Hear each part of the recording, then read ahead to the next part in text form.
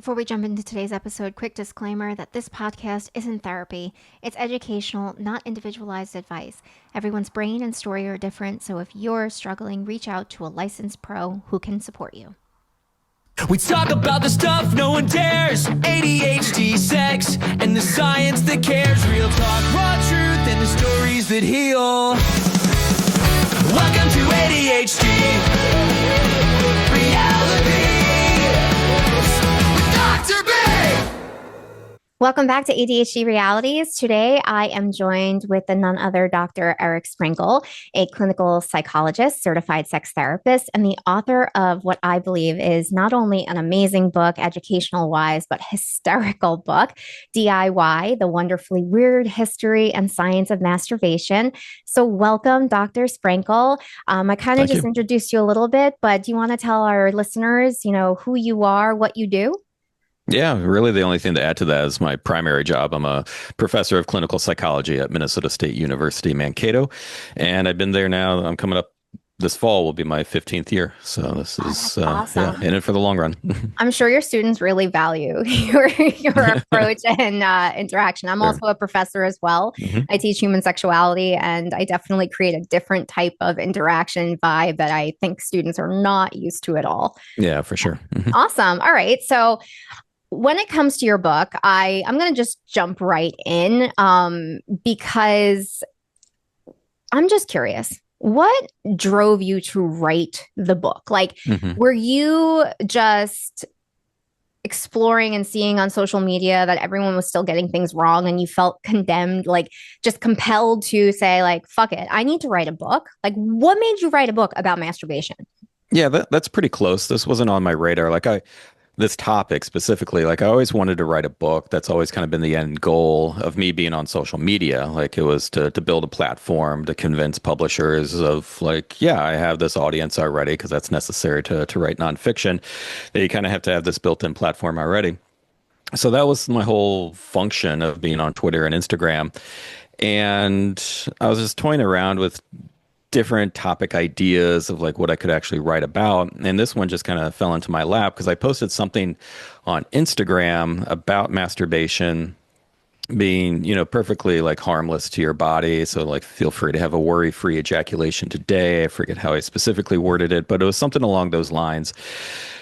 Something that I thought wasn't very controversial or anything like that. But some of the comments I was getting was that I was being very unethical and unprofessional, and that masturbation causes depression, it causes social anxiety, it decreases testosterone and loss of muscle mass, and all these things that I was like, okay, I thought we stopped believing in the Harry Palms going blind thing when we were children. And I was aware of kind of the no fat movement and stuff, but I thought that was more wrapped into moral objections to masturbating, and specifically masturbating to pornography. I didn't realize there was this whole belief system around, no, masturbation will physically harm your body. And this is how it'll do it. Things that could be falsifiable. So that just kind of really piqued my interest. And so I did some preliminary researching about some of these beliefs. And I was like, I think there's enough here to start writing a book about. And so that was essentially the genesis of it. That is pretty cool, but also I would feel frustrating just because when you get into this field, and you're ASAC certified as well, we are surrounded by people who get it. And we also hope just by default, as we move through the years and the times, everything will also move with us. But it's right. Reading your book, I actually noticed a lot of the past history coming back in almost like waves, if you will, the strength or the severity of the wave. And I think one of the first things that I would love you to talk a little bit more about for the viewers, because I feel that they deserve to now see Kellogg's, cornflakes, and graham crackers so differently than I now can look. Can you give the history of the food in terms of how that related to masturbation and why we have Kellogg's cornflakes? Sure. Yeah. And I was aware of those stories prior to researching this book. But what you were saying, what was a surprise to me in writing it was how similar today's pseudoscience is really no different than pseudoscience from the 1800s. Yeah. Updated some language, introduced technology to it, but really the core fear, the core misinformation, pseudoscience is like pretty much identical. So back in the 1800s, there was a lot of like focus on health. There's like a health movement. It coincided with like a temperance movement too, of like no alcohol, and a hygiene movement of kind of like these bizarre beliefs of like, if you live this certain way, you'll have this type of impact on your health. And so they were trying to establish like behavioral cause, with physiological health effect. Mm-hmm. And this ranged from legitimate physicians to kind of quacks to reverends and pastors. And so they were all kind of caught up in kind of like this movement, this health and hygiene movement.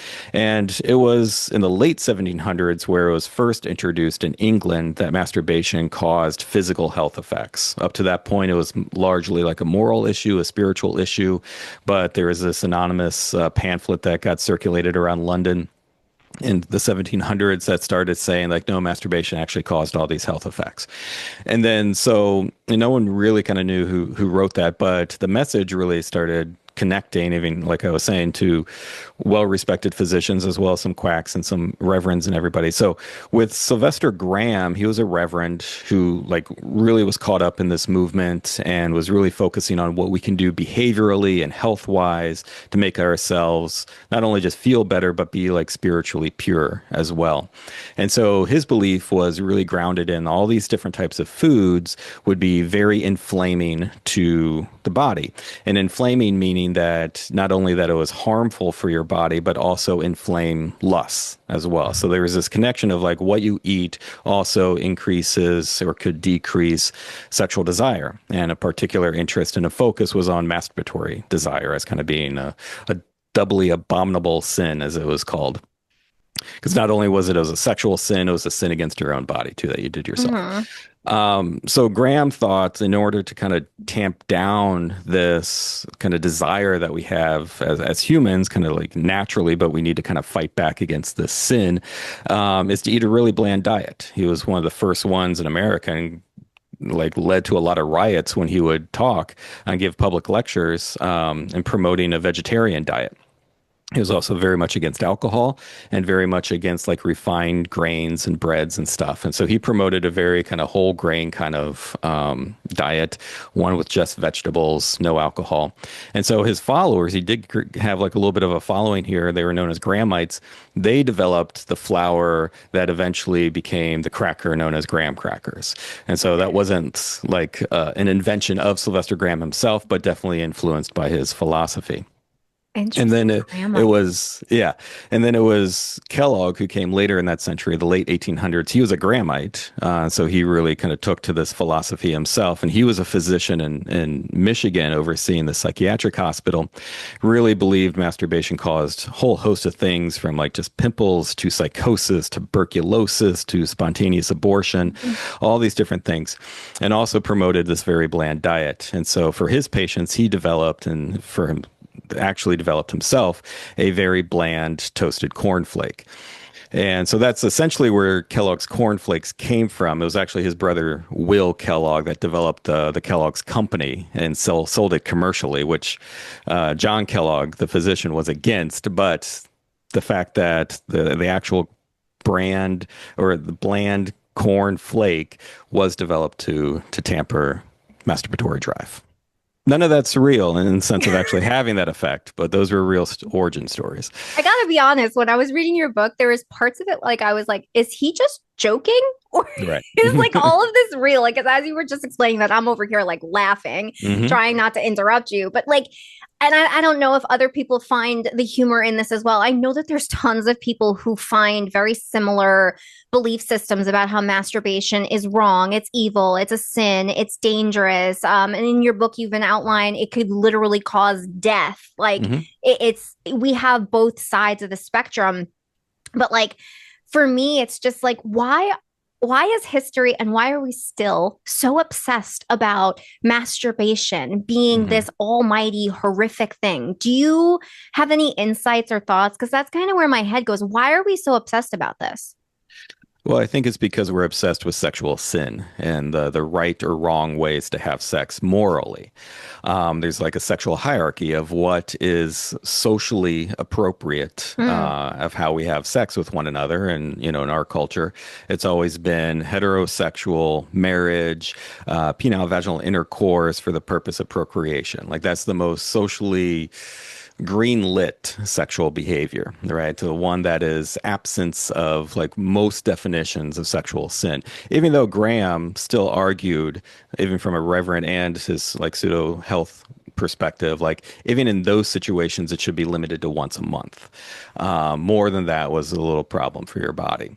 Hmm. But even in those instances, right, it was still sanctioned, like it was okay. Anything that deviates from that, which is 99.9% of all sexual behaviors, is considered some level of sexual sin. It's a sexual taboo. There's stigma attached to it with various degrees, right? So masturbation falls under that.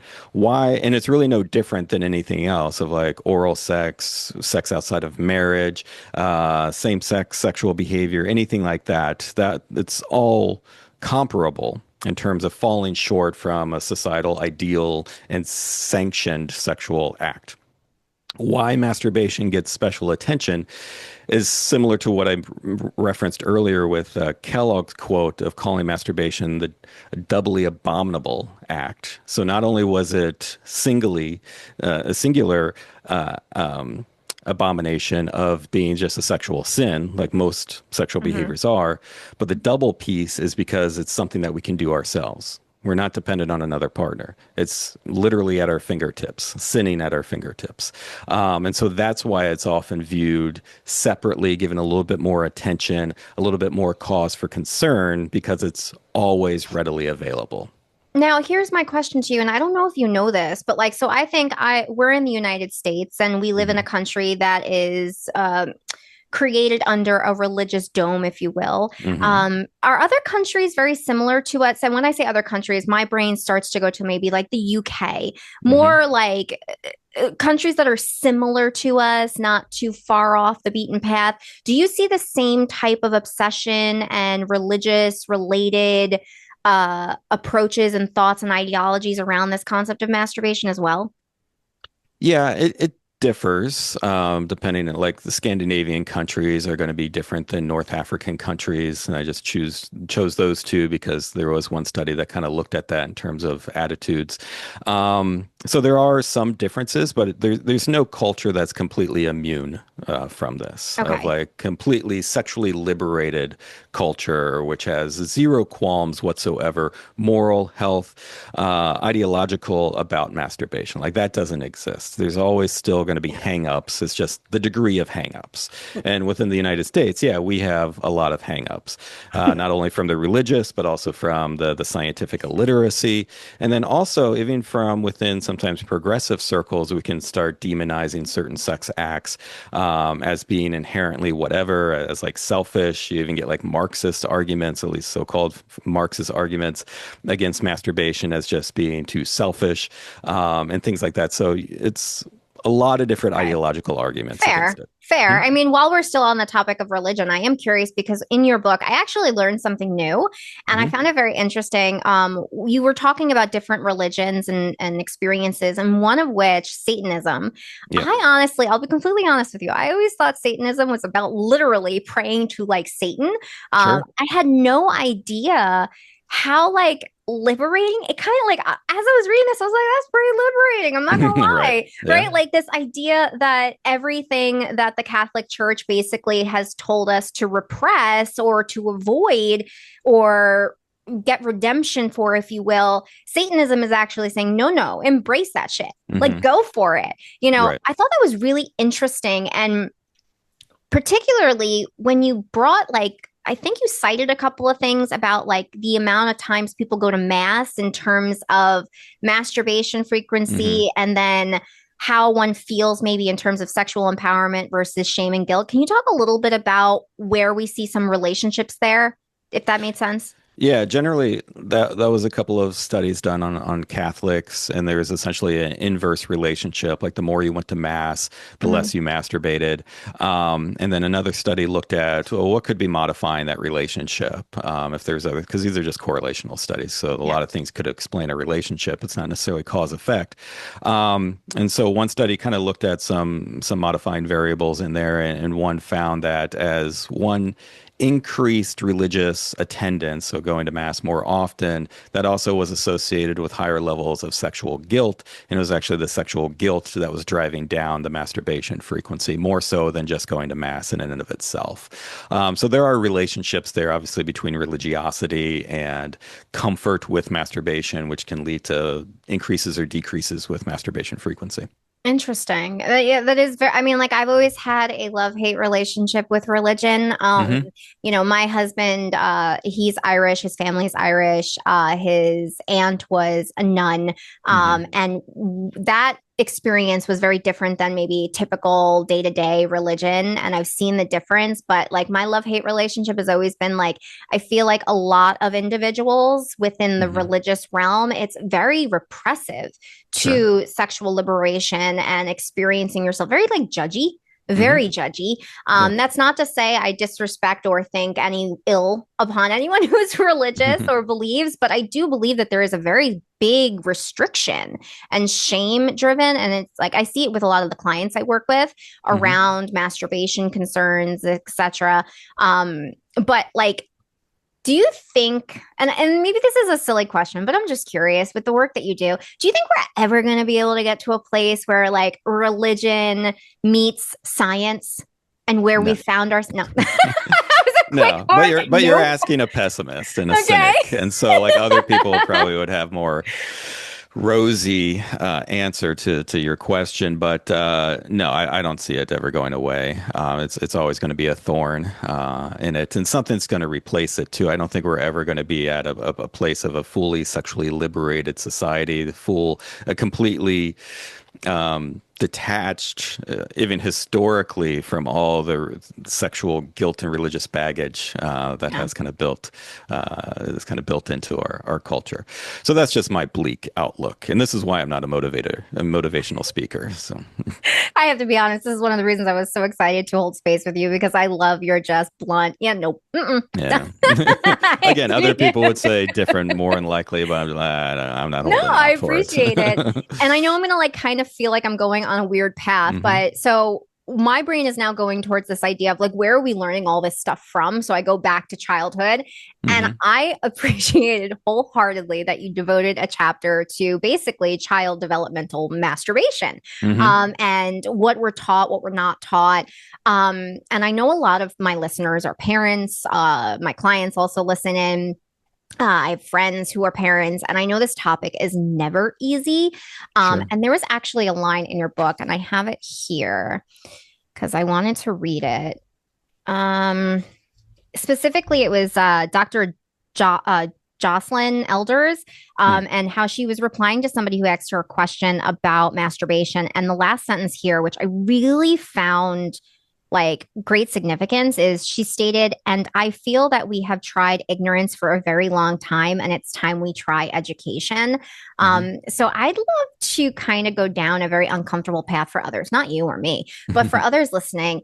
Can we talk a little bit about the basics? Basically, how early does masturbation actually start occurring? Yeah. And is it actually considered masturbation for what it's experiencing, or are we, as you define, egocentric in our views of this?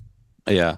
Well, it can start in utero. So there, and that was something that I had heard of, but never actually looked into until I started writing that chapter. And yeah, there was actually a lot more research done in that area than I was anticipating.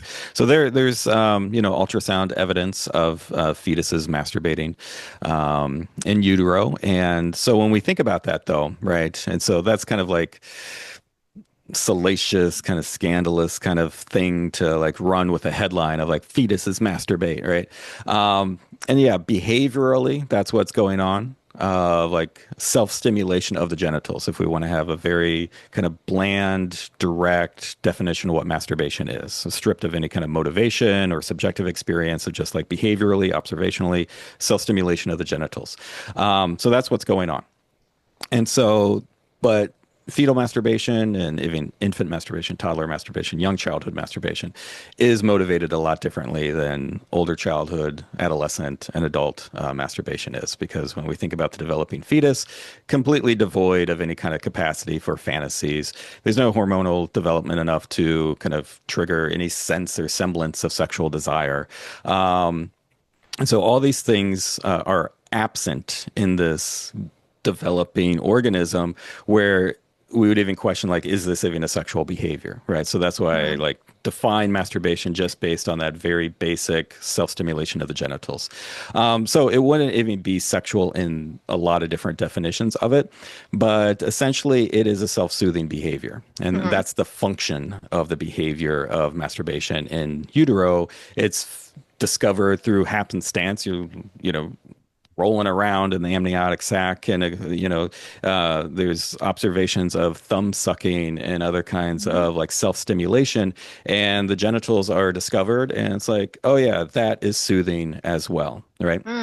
And again, it's all absence of these thoughts, because these are like adult, Yeah. fully formed brain thoughts having this. So there's even no insight into what they're doing. It's just stimulus response, and that's how it's functioning. And that's similar too with infants. It's like it's happening through happenstance by accident, and no different than rocking or thumb sucking. It's discovered through a self-soothing kind of mechanism. And what's interesting, it's actually a little bit of a deprogression from fetuses to infants, in which infants are actually worse at masturbating than fetuses are, because now they have like gravity to contend with, and they aren't like suspended in the amniotic sac. And so they're less likely to use their hands when they're an infant, because they don't have much like motor coordination Yeah. and things like Uh-huh. that. And so they really rely on kind of like writhing around, bouncing up and down, rolling around, things like that, and making weird grimaces, to the point where parents freak out when they see a child do this, because they think something's wrong with them. They don't think like, oh, my child's masturbating, I'll just give them privacy, right? So we don't like think about that. I don't think that's in most child development books, or like, so you may be expecting, I don't know, I've never read that book, but I doubt there's a section on what to expect of your fetus or infant masturbating. Hmm. Maybe there is. Maybe it's developed over time. So parents freak out, and they think their child is having a seizure, and so they take it into a pediatrician for all these tests, and like the pediatrician exhausts all the options. Everything's coming back negative, and they just have to inform the worried parents. So like, I'm sorry, your child is just a masturbator. So depending on the attitudes of the parent, that may be a worse diagnosis than epilepsy. Oh So gosh. happens early on. We just don't talk about it. Usually, when it's happening, when the child is a little bit older and walking around, they're doing it in Hmm. inappropriate places, because they don't know anybody any better. And then they get scolded for doing that, and that can Yeah. start. That's where we start learning shame, right? There's a big Yeah. difference about being scolded that you're masturbating in front of grandma and grandpa in the living room, versus you shouldn't be masturbating at all, right? And so that's Yeah. an opportunity to redirect to the behavior of like, hey, what you're doing is not bad in and of itself, but that's for your bedroom, that's for a bathroom, that's Yeah. not in front of relatives. Yeah, it's really funny as you were telling me that story. My husband, because we had a son 4 years ago, we Hmm. have two daughters. So he was very surprised to, while changing our son's diaper, he had a full-on erection because of like Hmm. the movement, and he Right. started like feeling his penis. My son was Hmm. feeling his penis, and my husband was like, "What's going on? What the Right. fuck Right. is going on Yeah. here?" And I had to inform him like, You're fine." Yeah. Not a Stop sex addict, not a sexualizing the deviant. experience. You're good. Right. You're good. Right. But I think that's really important when you talk about, and from your standpoint, because this is something you wrote a whole book about it. You Hmm. read the research. What do you think is indeed, I guess, if there's more to it, what kind of approaches can parents and adults have if they are seeing this level of behavior? I mean, I know I have my own approach, but I want to give you the space to tell me, what would you suggest? Yeah, and this is where I'd be really coming up short. I don't have kids of my own. I've never worked with children. I've always focused professionally on like adult Hmm. psychopathology. So I certainly did not write the book to be like a guide for parents Oh, for anyways, I other got than that. I just yeah, definitely yeah. got that. Other than just like, hey, this is what the science says is like normal versus like pathological, right? Fair. And so as long as it's like indicative of like, yeah, this is completely normal self-stimulation, there would be cause for concern if it was being engaged in compulsively. And actually, that's a kind that can be a sign that there's like a urinary tract infection. And so the self Interesting. stimulation is actually trying to soothe pain. Just Hmm. looks like masturbation again, because we take a very direct, very broad definition of what masturbation is, self stimulation of the genitals. Now we need to start looking at like what's the motivation behind this self-stimulation, and it can Yeah. be self-soothing, not just because it feels good or to regulate emotions, but it could be trying to soothe some type of physical discomfort from UTI or something. So engaging in it compulsively, if you're always catching, so to speak, a child touching their own genitals, then it's like, okay, what's the function of this behavior? Is there an underlying physical pathology? Is it being used for a lot of emotional dysregulation? And so there's Hmm. there's something more like emotional going on, and that could be the case. There's studies that show like increases in self stimulation during weaning processes, Hmm. and so anything that can be a significant change in the developing child's life can lead to obviously emotional dysregulation and seeking out self-stimulation as a soothing mechanism for that. But otherwise, if you're just seeing it occasionally, then there's opportunities to like ignore the behavior because, if they're young enough and they're like still in a crib or not really up walking around in public or anything, then it's like it's no one's business other than their own. If they're at the age when they're starting to get some, they have to learn some social norms here, and then those are opportunities to redirect the behavior into appropriate spaces and times and discourage it in inappropriate places and times. And typically, what the research has shown that that's very effective, just a Hmm. simple redirection. If it wasn't effective or isn't effective, that could be indicative of something else going on with the child in which they're having a hard time grasping social norms, right? Fair. Yeah. And so that's the important thing that exists for anything sex related. It's like sex and sexual behavior and behaviors aren't really all that special in terms of other behaviors that we engage in. They all can be motivated by different things. They all can be indicative Mm. of something. And so if they're not learning kind of the norms around sexual behaviors, more than likely they aren't learning the norms around other non-sexual behaviors too. And so it's not going to be unique just to like a masturbation problem. It's Yeah. going to be a symptom of something larger that may be going on for them. And so that would just be my general advice of Fair. like most times it's not going to be cause for concerns. Other times you may have to intervene to redirect the behavior to a more appropriate time and place. And I'll just also add to that too. By the way, you did a wonderful job not being a parent. Kudos, Thanks. right? Three kids over here, and yeah, Yeah. kudos. I've never had Uh, to have this talk with my cats, so they haven't. Most of us did not, or we got shamed, right? Right. One of the things I would add to that, though, too, from an ADHD perspective, a lot of my clients, and I think this actually is going to take me into the next area that I was very interested to talk to you about, because a Hmm. lot of my clients, masturbation is a form of stimming. Sure. It is definitely, and we see this a lot with individuals who have autism. Stimming is very big, and masturbation seems to be the quick, easy go-to. Your penis is right there, your clit is right there. We're good to Hmm. go. Yeah. So you're right. There could be other layers there, variables there, if indeed just discussing like the social norms where the correct place, if you will, to do it is versus non. Hmm. And so I'm going to actually ask you Hmm. about the chapter that you wrote about on addiction, Yeah. because I this relates a lot with a lot of the work I do, specifically how ADHD can kind of be the reason for the masturbatory behavior, not Right. necessarily addiction itself. Hmm. And you just obviously talked about it being a self-soothe, calm. It's exactly what stimming is, but Hmm. more involved with like a need for like restlessness and just that repetitive activity that just feels really good. Yeah. Um, one of the things that I guess I'll start off is what's your take on masturbation, porn addiction, sex addiction, whatever word you want to use there? Yeah. So I always like to preface this with, because it's very polarizing conversation. People start shutting down quickly if you're saying Yes. something that goes against what they already believe, right? So I Mm-hmm. try to get around that issue a little bit by saying that masturbation, and I don't want to separate that from porn use because very few people just watch porn to watch porn. Porn is for masturbation. That's why we call it porn use and not just porn watching. What are we using it for? We're using it to masturbate. Mm-hmm. So whether we're talking like masturbation addiction or porn addiction, I'll get in my critiques of like the semantics of that.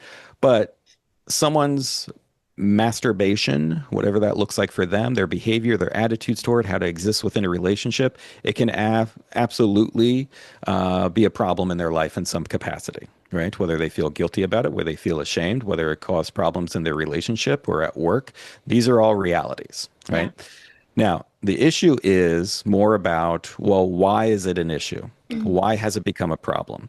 Why did it create conflict in your relationship? Right. And we point to the easy thing is like, oh, well, they're a sex addict, they're a porn addict, they're a masturbation addict. So it's the addiction that's the problem. It's the addiction that caused the conflict in the relationship. And that's where the science doesn't really support that. Right. Mm. So when like addiction is not a great clinical word, anyways. It's certainly not a diagnostic word. But I think when most people use it, they try to make the analogy with like substance use, right? Yeah. That masturbating to porn, like mechanically and physiologically, is no different than using opioids, using cocaine, using alcohol, nicotine, caffeine. It's a substance, and we can get addicted to it just like anything else. And the research doesn't support that, right? We don't develop a tolerance to it. There's no withdrawal syndrome. Um, it doesn't operate in the same way as substances do that we ingest into our body, the masturbation. Mm-hmm. There's no half-life to it or anything like that, right? So in that way, it doesn't operate in the same way as addiction. So that's why I don't use those terms. Mm-hmm. So it's more about why understanding why is this a problem in this person's life. And usually there's two things that are going on, or one of two things, rather, not necessarily both at the same time. One is either in the big one that I always saw, because prior to becoming a professor, I was doing full-time clinical work, but I Okay. haven't done that in like full-time in 15 years. But when I was doing that, most of the people that came in to seek treatment, and this was at a sexual health clinic, for some type of masturbation related problem, porn related problem in which they like self-identified as I'm an addict, right? Yeah. Again, that's meaningless to me. I want to know kind of the function of the behavior, what's going on. Most times for those individuals, it was a problem of moral incongruence. Yeah. And that's just where your moral values are not aligned with your sexual behavior, right? Specifically when talking about this issue. And so, of course, if you're saying to yourself, you have this attitude, you have this value system that masturbation or watching porn while masturbating is a sin, it's wrong, it's unhealthy, but you're doing it anyways, of course, you're going to feel distressed about it. Yeah. You're doing something that you told yourself you shouldn't be doing at all. So doing it just once, you're going to feel out of control. You're going to feel addicted to it, right? So this is where subjectively people can feel addicted Yeah. to it because they're doing something that they're telling themselves they shouldn't be doing. But that's more of a factor of just this moral incongruence, and that maybe that you have expectations of your sexual behavior that aren't realistic, right? That you Mm. want to completely shut down your solo sexuality because you have this value system. It's like, well, that value system may be too rigid, maybe too Yeah. unrealistic for what is more of an authentic sexual expression for you. And that's why you're struggling, right? And so then Yeah. therapy focuses on reconciling the values and the behavior. The other portion, which was less common, but it still showed up, was that the masturbation, the porn use, what was perceived to be as being addicting or addictive was coming from emotional dysregulation, right? They were using it to self-soothe in some way, Okay. right? And that it felt good. It was a distraction, a momentary feeling of bliss, while otherwise I'm feeling very anxious. I'm feeling depressed. I'm stressed out with Mm-hmm. work and relationships. And this was just an escape and a nice feel-good moment, right? No problem with that in and of itself. Masturbation can be great for unwinding, for soothing, distracting oneself, just feeling good in an otherwise shitty existence. It can become a problem with someone, even in the absence of any kind of moral incongruence. That can become a problem if we don't have enough outlets for that feeling. Yeah. right? And we're totally dependent on masturbation to fill that role. It's like, yeah, that can lead to it being a little compulsive, however we're defining that, but more so that we're engaging in that behavior in inappropriate times and places, right? So I would have patients come in who got caught at work looking at porn and masturbating on Yeah. their work computer. It's like, well, why didn't you do this at home? It's like, well, my partner doesn't want me watching it at home, or I'm more stressed out at work, and be like, okay, let's look at other ways that you Hmm. can self-soothe that would be appropriate given time and place, Yeah. right? So they just need more options than Yeah. just what their go-to than was just masturbation. So that's largely kind of how I conceptualize problem masturbation, or what other people Hmm. call masturbation addiction. It's not operating on the addictive kind of level like opioid Yeah. use could. It's more like this moral incongruence or emotional dysregulation. Yeah, and I have to say, like what you just said, spot on to what I do. I do all basically clinical work, and then I teach Hmm. part time, so I'm the Hmm. opposite. Right. And every individual that I see, they come in for this idea of porn addiction, sex addiction. And again, I agree with you. I'm not there to minimize or downgrade your thoughts or your experiences or how you feel the situation is. Hmm. But when we really unpack the layers of their experience, it is a lot to do with, yes, the moral incongruence, and then because I see individuals with ADHD, it is a stimulation piece. It's the Hmm. under aroused piece. And also, yes, the dysregulation of emotions. Right. And so a lot of the times the conversations I'm having with my clients is this idea and concept of healthy versus unhealthy. And I'll sit here and I'll challenge them every day, be like, okay, why is watching porn and masturbating for 2 hours wrong or unhealthy, but walking for 2 hours or reading a book for 2 hours is healthy? Are you still Hmm. able to show up at work? If they say yes, again, why is that a problem? Right. Right? Hmm. Where is the problem coming from? Because it's not your body. It's Right. not like, you know what I mean? Yeah. Yeah, I've rarely, if ever, have come across a case of like true hypersexuality that wasn't driven by a manic episode Yeah. or by methamphetamine use, where it was just so driven and nonstop that it was actually starting to interfere with their life in very, very negative ways. But that was being driven by a stimulant. That was being driven by a Yeah. manic episode. Yeah. That's not a sex problem. That's a Yeah. bipolar 1 problem, or that's a methamphetamine use problem. Similarly, so this idea of hypersexuality is really relative. It's like too hyper for that person. They're doing it Hmm. too much and they're having some type of self-judgment. Yeah. Because like what you were saying, like even if you're masturbating like 5 times a day, which is a large number for most people, how long is that actually taking you? And how much time does that compare to like how long you're on social media every day? How long Yeah. you're just browsing Netflix, let alone like actually watching something on Netflix?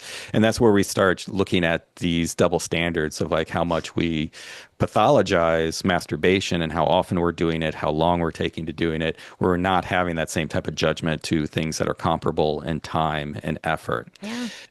Now, thinking back to my clinical career when I was, thinking about this, podcast appearance today, that I really can only recall one patient who came in with the presenting problem being both ADHD and their masturbation as like front and center, that they wanted to address. And for this person, it was high frequency. It was like 10 times sometimes in a day of Mm. masturbating to orgasm. Now, this was a young guy, so like refractory period was very short, and those 10 times, again, if we're looking at how long is this person masturbating 10 times a day, it wasn't actually that long, Mm. right? We're saying like an hour or two it took them for the entire day that it would occupy to Yeah. masturbate 10 times. So it was more about like the function of the behavior. And for this person, the function of the behavior is that they were in college at the time, and it was difficult anytime that they came up to an obstacle for themselves of completing a homework assignment, studying for a test, Hmm. they would bail and turn to masturbation. Yeah. Right. And so, like, they had a large academic load. And so college was challenging for them. And so they came up to this challenge a lot. And then they would turn to masturbation as a way to kind of soothe, distract, whatever they needed. Yeah. So again, that's not a masturbation problem, right? That's an academic problem Yep. interfacing with their ADHD. And so that's what needed to be addressed, if Hmm. anything. And the masturbation was like very secondary, but they were judging themselves, Hmm. right? Of like, I'm Yeah. doing this too much. This Yeah. is the problem. It's like, Again, like that's not a masturbation problem. That's just an Yeah. output of something else that's going on that is causing a lot of distress, and we can work on addressing that. But, the masturbation's secondary. Yeah, and I'll even say with the clients that I've worked with, not everyone is going to find a happy balance the way some of my clients have, but like I've had clients that are able to get to the point of recognizing that masturbation is no different than them going for a walk to Hmm. calm their nerves. And Right. if they're able to truly get to that place of believing and being okay with it, you're now not in that moral incongruence, Hmm. and you're able to finally just be able to do what you need to do just like any other thing. And again, you're right, we live in this society where anything sex, anything masturbation is still so heavily judged and taboo, and it's just like, oh, come on, Hmm. can we like Yeah. get past this shit, like, because Yeah, we and I don't know think that we're it's getting so past it. helpful, right? Right. Yeah, and this is where some of the quacks, I may have mentioned this in one of the chapters of my book, of like I forget who it was very judgmental about masturbation being used for emotional regulation, self-soothing, things like that. I'd be like, that's an unhealthy motivation to have for Like, whose masturbation. fucking standards? I know, but because when you break down that argument, it falls apart very quickly because it's such a double standard. Because according to this person, hypothetically, um, if you're stressed out, taking a bath is okay. That's a healthy reason to take a bath and relax and unwind. But if you reach for the shower head and put that on your clitoris, then it's unhealthy. Then it's an unhealthy bath for some reason. And like that's ridiculous. There's no non-moral argument where that makes any sense whatsoever. Yeah, unless you're attaching belief systems to what you determine is real or correct, if you will. Which is what happens there. It's just guised as scientific advice or And medical advice, and honestly, I'm it's not a going to put moral. words in your mouth, but I kind of Mhm. see that no different than like a hallucination when you take Mhm. your belief systems and literally allow them to be stronger than the basis of reality. Yeah, and it's also showing a lack of faith too, which I always found amusing because even hardcore religious people who are very much against masturbation, they think it's a sin and that you're going to go to hell if you masturbate. You would think the threat of hellfire and, displeasing your God would be enough of a motivator not to masturbate. But even for them, they have to start making up pseudoscience nonsense to try to convince people don't touch yourself. Because again, that kind of shows a lack of faith, or like the idea of hell and God are way too abstract for us to Mhm. kind of think about. But like if we say that, oh, if you masturbate, then you're going to have erectile dysfunction for the rest of your life, or you're never going to be able to date anyone. Then that actually has a greater fear response than the idea of eternal suffering in Yeah. hell, which is always so funny to me. It's like you would think the faith would be enough, and so that's why again, so much of the scientific arguments, the pseudoscientific arguments, are really just distortions of a moral belief system. Yeah. Yeah. And I think also one of the things I found interesting reading your book is that across each like timeline of info or pseudoscience beliefs, Hmm. all the approaches of how to try to minimize masturbation seem to be very similar. Yeah. Like, and I really enjoyed the one of just get married. Get Right. Yeah. married and everything will seal the deal. And it made me Hmm. think to myself, what kind of pressure does that place on a heterosexual relationship, specifically the woman now? Hmm. Like, oh, so the woman just now replaces the desire or need to masturbate. Sure, yeah, the woman just becomes a fleshlight, essentially, right? That's what I mean. That's the view, right? Yeah, I think I Yes. pointed that out. There was a rabbi who was like that, of like, and he was even one of the moderate rabbis of like, I know single people are going to masturbate; it's not ideal, but they should definitely find a partner, right? A spouse Yeah. specifically, right? And so, in my mind, that was always this odd thing of they are essentially looking at spouses as outlets, right? Or even like objects, Yeah. right? Of like, what do I do with my sexual desire? It's this other person's responsibility now, and I have to put that all on them. And it's Mhm. like, that's a really, in my opinion, really shitty reason to get married, right? And I don't think that's going to have a good success long term unless you're also morally opposed to like divorce. Um, but just being motivated to be with somebody to essentially have an orgasm. Yeah. And I think that's where like the quote unquote post nut clarity would be like, off the charts for people like that. If Yeah. they're just all horned up and that's what's motivating them to go out and date just so they can have an orgasm, as soon as you have that orgasm, you're going to be filled with like regret Yep. because you're going to be making decisions that aren't going to be in your best interest And just that to right there have that too, orgasm. that right there too, I truly believe is why like there's this new like energy and attention towards the hookup Hmm. culture and how like recent researcher, not recent research, but people have been talking about how hookup culture specifically is leading to more increases of lower insecurity, shame, regret, etc. And that's Hmm. because you're approaching hookup culture without being fully equipped and liberated. Like you're Right. looking for something within that experience that's not going to give you the actual end result. You're going to feel Yeah. like shit afterwards. And that makes total sense with what Yeah. you just said.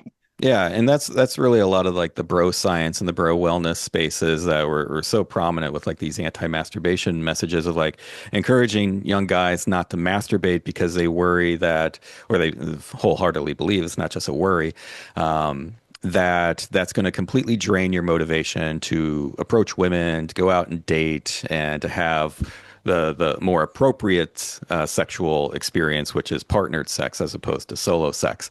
And my first thought was that it's like that's like a shitty reason to be on the apps again, because you're just so focused on something that you could take care of yourself. Mhm. And then that's why I always view as masturbation it's a unique experience. It meets unique needs that partnered sex does not. Yeah. Right? An orgasm is an orgasm. You can have an orgasm by yourself. You can have an orgasm with a partner. There are things with masturbation that you can't experience with a partner. And likewise, there are things with partnered sex that you can't experience just through masturbation. Yeah. They overlap with if you want to be goal focused and have an orgasm, but they're completely separate and mutually exclusive with what type of needs that they could be meeting. Yeah. And the problem with like pathologizing and vilifying masturbation to the point of like don't do that at all, meet all your sexual needs within a partnership, is that that's putting unrealistic expectations on partnered sex to meet needs that it's not designed to meet. Yeah, and actually that makes total sense as to what one of the bigger like conflicts of why people end up coming to me in the beginning is because the wife has caught their husband masturbating, watching porn, and Hmm. it's like, well, you we're in a relationship. Like we're in a Right. marriage. Like what's going on? Why do you need that? Because there is that level of taught narrative and script of what then our role is, and if we're not meeting it, now you have to go and watch porn and masturbate, well, then Right. something must be wrong with you. And Yeah. again, I think, yes, it then goes into back to the ticket is, oh, sex addiction. Hmm. Because then Right. that makes everyone feel better because then that means, oh, we can treat this. And Hmm. it's just as easy as go to a therapist, go to Sexual Anonymous or some other type of intervention or treatment center kind of thing. Absolutely. Yeah. Saying sex addiction, porn addiction is a nice way to medicalize something that's very complex and has less feelings of insecurity tied to it, Yeah. right? Like what you were saying, if there's this belief that masturbation should not be occurring in a healthy relationship because your sexual needs should be met 100% by your partner all the time. And so why are you masturbating if you weren't dissatisfied in this relationship in some way, right? So that can Yeah. bring up a lot of feelings of insecurity, feelings of jealousy. But if you Mhm. justify what's going on as like, oh no, this person is out of control, they're an addict, it actually has nothing to do with me, has nothing to do with our relationship, they are unhealthy by And I can themselves, breathe. right? Now everything's okay. Right. Yeah. Yeah. And the other person buys into like, yeah, I wouldn't be doing this if I was like not, completely in control of myself, things like that. And so that takes a lot to work with and peel back all those layers and to realize the relationship dynamics and stuff like that. But a quick way to kind of short circuit all of that kind of belief system is just what were you like prior to the relationship, right? So you were a sexual being independent of a relationship. You had sexual thoughts, you had sexual fantasies, and oftentimes sexual behaviors through masturbation. That doesn't change just because you're now, official on Facebook, or that you made it official legally by getting married, right? You're Hmm. still an individual sexual Yeah. being. Now you're just in this partnership with another independent sexual being. So how can you make that work both together with your sexual relationship as a couple, but also Mhm. acknowledging that, yeah, just because you're married or are in a relationship now doesn't mean that your fantasies completely turned off, Yeah. that your sex drive completely turned off to other expressions of sexuality outside of that being 100% focused on your current partner. That doesn't mean all relationships have to be open and you can have sex with whomever you want Mhm. anytime. That's not what I'm saying. For some, that works out well. You can be 100% monogamous and still acknowledge that you have independent sexual desires that are separate from your relationship. And then it's the conversation of like, okay, what's appropriate then of how do we express this? Right. Yeah. And trying to control the other person by saying like, no, you can never masturbate for relational reasons, right? There's obviously sometimes there's religious reasons that get into like shared Mhm. values about that. But if we're just looking at it as like a relationship issue, to have that level of control over the other person of like, no, when you're in the bathroom, you better just be shitting and not touching your genitals because otherwise that's a big problem for our relational health. Oh And my it's God, like, I just got a doesn't have visual to of be. a guy just taking a shit, like frantically jerking it off just to get it Yeah. out before his wife yells at Yeah, him. at the same time, yeah. And sitting on the toilet too long, getting hemorrhoids. There's a lot of, and that's where secrecy comes into play. And that's actually what's really unhealthy for relationships. Yeah. And usually, when I saw it in my clinical work, it was less to do about porn with masturbation. It was the fact that all that was kept secret. Yeah. And then we had to see, like, okay, why was it kept secret? Hmm. Things weren't talked about or things were judged. And it's like, let's try to draw this distinction between privacy, which is healthy in any relationship, versus secrecy, which is unhealthy in any Yeah. relationship. So again, it's like pointing at masturbation as the root cause of the problem, when oftentimes it's secondary or even not relevant at Yeah. all to actually what the conflict is. Yeah, and I actually like helping my clients get comfortable with masturbating in the same room together. And Yeah. that's not to say that you shouldn't still hold space for your own solo time. I do believe in Right. that. We all need that. But Hmm. I always like to have my clients explore getting relearning that, like, no, masturbate in bed together. One of Yeah. you can masturbate, the other person just be reading a book. Normalize it, like, and Hmm. lean into the awkwardness of unlearning where that awkwardness is coming from. Absolutely. Yeah, because that takes a lot of vulnerability because it's Yeah. such a private, secret behavior, Yeah. a behavior that's shrouded in shame and guilt and embarrassment. But if we bring that into like the relationship, then yeah, it starts eating away at like, yeah, there's nothing to be ashamed of. And so Yeah. when we are then by ourselves, to masturbate alone in a relationship, we don't have any sense of like shame or guilt or like, what does my partner think that I'm doing? I'm doing something Hmm. bad in here. I'm cheating. It's like, no, this was all out in the open. Yeah. Now I can just enjoy my private time. This isn't a secret anymore. This is just private. And moral incongruence goes away. Right. Yeah. Yeah. Now, I would be doing myself disservice Hmm. because I really would love your take and your comments on this. No Nut November.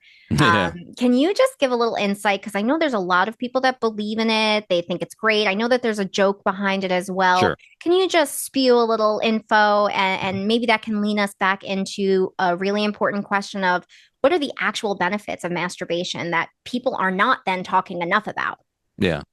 So no November. It's mostly a joke. It's like an internet meme. Where people say that they're going to abstain from having a nut.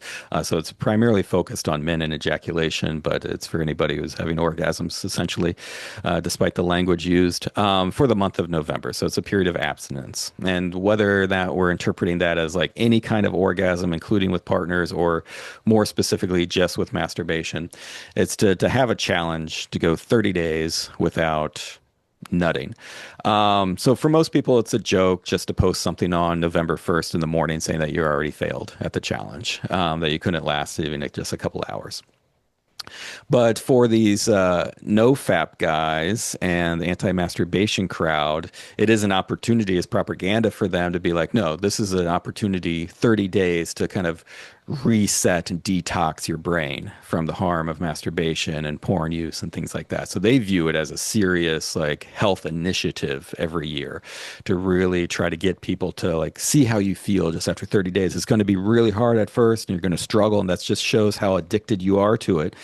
Not like, yeah, see how long you can go without water. You're going to be very thirsty. Doesn't mean that you're addicted to water. Double standard Right. right there Yeah. again. Right. So it's like just bringing up a normal drive and desire that we have by not engaging in it intentionally for arbitrary reasons. So the short of it, Yeah, it's mostly a joke, but it's propaganda for the anti-masturbation crowd and an opportunity for them to kind of spread health misinformation. And the health misinformation is that by abstaining, your body is gaining all these health benefits. And that's where it's really no different than what Kellogg thought in the late 1800s, what Yeah. Graham thought in the early 1800s, that it was benefiting your body physically. And that's not the case at all. Now, looking at the kind of inverse of that is like, well, then does masturbation to orgasm benefit you in some way, right? And that's where it gets murky. It certainly doesn't harm you. It certainly Hmm. doesn't hurt you in any way. So do whatever you want that feels good. It's not going to physically harm your body in any capacity.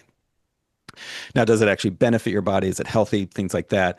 There is correlational research and there is self-report, kind of like survey studies that ask why do people masturbate? What was your motivation to do that? Things like that. And that's where you start seeing things of like claims of masturbation is good for and causes reduction in stress. It improves sleep quality. It leads to sometimes even ridiculous things of like clearing skin, and that's where it's getting into like pseudoscientific stuff. Hmm. Again, it's like, okay, let's pump the brakes a bit. Let's Because we're starting to be no different than Kellogg, spouting some nonsense here. It's just in the opposite direction, and that's not doing anybody any Yeah. favors either. So that's why I always qualify the talk about what are masturbation's benefits. Of the biggest benefit is it feels good. Hmm. And that's all the justification it needs. It's a moment Fair. of pleasure, and that's it. It doesn't have to be on our task list every day of like, these are the things I need to do, like 3 to 4 servings of vegetables. I need to make sure I get my 10,000 steps in as well as my 5,000 strokes. And it just becomes a task at that point, right? An And then that's unnecessary not ADHD friendly because we're task of shit right, avoidance for exactly. sure. Right. So I always like to pump the brakes of talking about masturbation benefits. Now, physiologically, what's going on with hormones and neurotransmitters? Yeah, it makes sense. And there could be a physical explanation as to why some people feel less stress after having an orgasm. Not unique to masturbating, any kind of orgasm. And Hmm. so you can have partnered sex that leads to orgasm, have the same effect. Your body doesn't care. Um, how it can increase sleep quality or help you fall asleep. Some of that's physiological. Some of that can just be conditioning. It's something that you do before bed, and Yeah. your body just gets used to, an antecedent and a consequence of like the Nighttime antecedents routine. masturbating. Exactly right. Your body starts shutting down once you have that orgasm. It knows it's bedtime. So there are reasons why people report some of these things, and same thing like it's a pain reliever. Hmm. Yeah, chemically, there are things which can be a reduction in the experience of pain. Clears nasal congestion. Physiologically, that can be explained too. But I always put the big asterisk of results may vary. Right. So these are Fair. motivations. These are unique experiences. There Yeah. are physiological explanations. It's not just a placebo effect all the time. But if you want to masturbate to sleep better, it's like it may or may not work for you, Yeah. right? And don't feel bad if you still have insomnia despite masturbating a lot. Hmm. It's not a treatment for disease. It's not going to Hmm. cause disease. It's also not going to alleviate disease. That's Yeah, the fair. big take-home message. And I know Dr. Nicole Prouse. She was actually my go-to for my research. She's Hmm. fucking phenomenal, by the way. Yeah, I she love is. her. I know Hmm. you quoted her in your book. Yep. I remember watching her on, oh, I forgot the Netflix series, but she was talking about how she wanted to actually research more in this area of what are the benefits. But even Hmm. getting funding on this is very hard because it's like, ugh. Right. So, Yeah. like, Hmm. even as you're talking about what you could possibly benefit from or not, I do know that there's definitely still we're a little behind in the Yeah. Absolutely. research, Yeah. because again, we're up against belief systems outweighing reality, objectivity, helping, etc. Yeah. Now, everything that you have talked about today has been phenomenal. I could nerd out with you for another fucking hour. Hmm. But I am curious, specifically since your book was heavily about history, myths, etc. What do you think is, and I may be putting you on the spot here, but like, what's one myth that is still circulating today that you just wish would finally be yeeted out the window and die? Yeah.